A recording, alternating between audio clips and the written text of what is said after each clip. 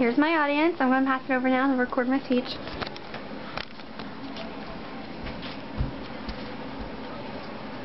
Hi, my name is Paula, and today I wanted to talk to you about the social issue of hunger and poverty, especially here in the United States. I've always had a heart and a compassion for people and helping others, and I've always been an advocate for hunger and doing what I can to try to help to prevent the issue. So I thought it would be the perfect topic for the speech. My purpose today was to talk to you about or to inform you about the social issue that we have here that a lot of people don't really think about, that's just going on here in America, all around us, of poverty and hunger. I want to talk to you about some of the things that God values and how that's relevant. And lastly, I wanted to talk to you about what we can do about it as Christians and to help fix the problem. To start off, I wanted to kind of talk to you about give you some of the statistics, just to kind of get your attention and to let you know what kind of a problem it really is here. According to Bread for the World organization, 14.5% of Americans are struggling with hunger. That is approximately 49 million people. 16.2 million of those people happen to be children, unfortunately. And also 1 in 5 children are at a great risk for hunger here in this country. This is a major issue. It is real, and unfortunately it is true and happening all around us. The motive for listening to me today should just be that so you can be more informed on the issue, what the problem is and what's going on, and what we as Christians can do to fix it. To start off, I wanted to give you more of a background about poverty and hunger, and not only the fact that it's worldwide, but that it's happening all around us. No one really thinks about it, that it's happening around us, because you don't really see it a lot. Everybody knows that it's all around the world. But it exists everywhere, in every type of neighborhood, in rural areas, suburban areas, cities, everywhere. There are families everywhere that struggle to put food on the table. Even hardworking families struggle. Sometimes they have to skip meals and go without the nutrition that they need just so that they can try to pay the bills. We do have great food assistance programs here in this country that does help a lot with the hunger issues. However, there are pitfalls to that because a lot of people don't qualify for that. So there are a lot of middle-class families that do suffer from hunger because of that. But there are other things that can help too, such as the food banks and food ministries at different churches. And just to reiterate some of the statistics that of the 14.5% of the people in this country do struggle with hunger.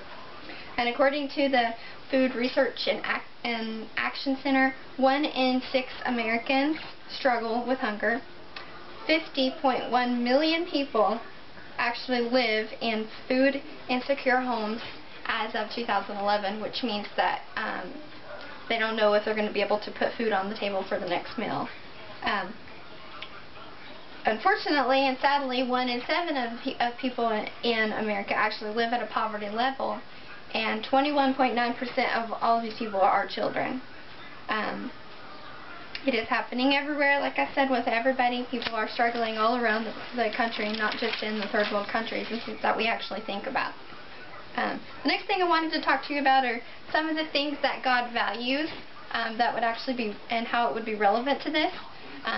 The first thing is God actually, according to our Alban text and the Bible, of course, is that God values human life. And some of the verses to go along with that was Genesis 1:28 and Deuteronomy 5:14.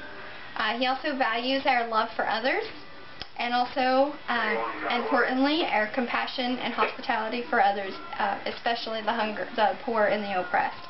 Some of the verses to go along with that would be John 13:34 through 35, and Matthew 4:23 through 25 are just a few examples.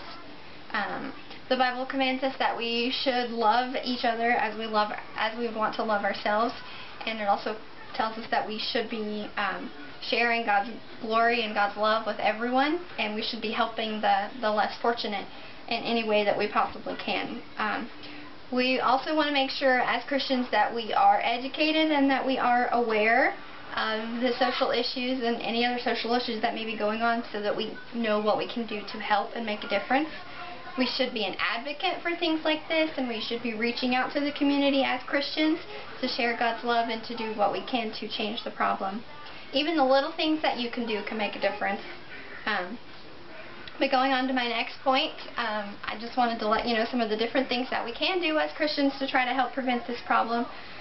On the larger spectrum, the thing that is the most effective to preventing or helping with the world hunger, or the hunger here, are the programs that we have, such as SNAP, or the Supplemental Assistance and Nutrition Program.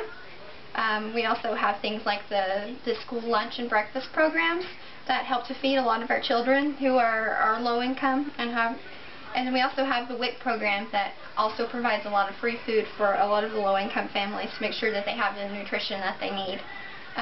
These are great programs, and they help to feed a lot of people, so we as Christians should help to be advocates for these programs.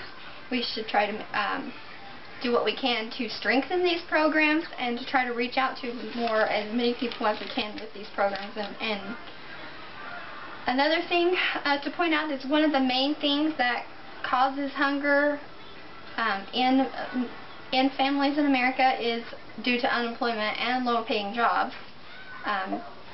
And so one of the things that maybe we can do on a personal level is if we can help some of these people to find better jobs, or help them to get connections to find better jobs so they better be able to support their family. We can make people aware of this, of the social issue, of the hunger and the problems that are going on. Because the more people that are aware, the more people that are willing to help. Most importantly, as Christians, we can engage more in our church. We can do things like volunteering and donating, and to different things like the food pantries and whatever ministries may be available to help in that situation. If there is nothing in your particular town, then you can create new programs, and you can reach out and you can talk to your church, and you can donate. You can do what you can to reach out and create food pantries, or whatever you can to help.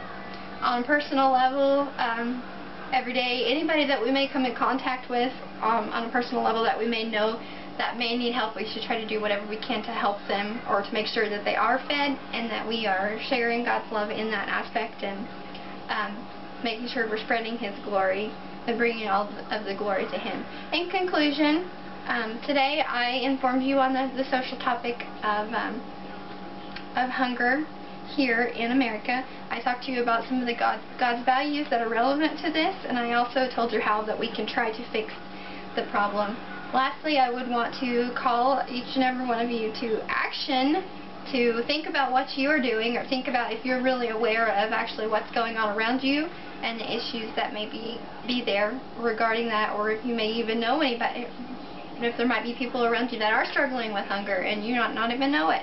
I would challenge you to think about it and to do what you can to help these people and to get involved and make a difference in the world. As Christians, if we all work together, we can make a difference, and we can help to end the hunger. Thank you for your time today.